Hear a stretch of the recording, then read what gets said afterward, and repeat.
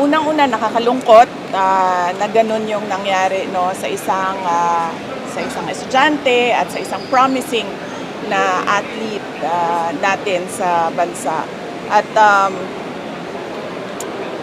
pakiramdam ko kulang na kulang yung response ng Ateneo sa nangyari, hindi lang kay Rene 'no, doon din sa isang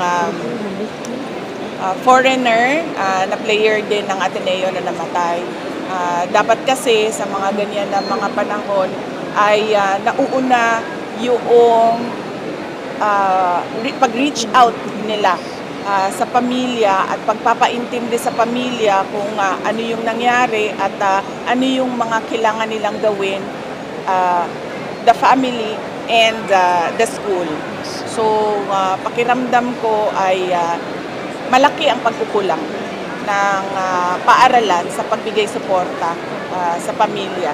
Lalong-lalo na hindi ito ordinaryong pangyayari, no? Ito ay pagkamatay ng isang estudyante. Will you be joining the call for justice? Of course, yes. Oo. As a lawyer, actionable yung nangyari para sa akin. Actionable talaga yung nangyari.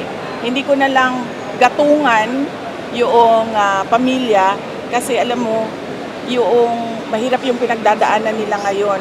Iniisip pa nila yung grief na pinagdadaanan nila, yung araw-araw magigising ka na wala na yung anak mo. So ayaw ko gatungan, pero dapat sila pagkatapos ng lahat ng kanilang kailangan gawin para sa burol at pagpapalibing ng kanilang anak ay umupo sila at mag-isip kung ano yung dapat na gawin nila para magbigyan ng hustisya yung kanilang anak. Gawin nila, ibig ko sabihin, gawin nila legally at magkonsulta ng abogado.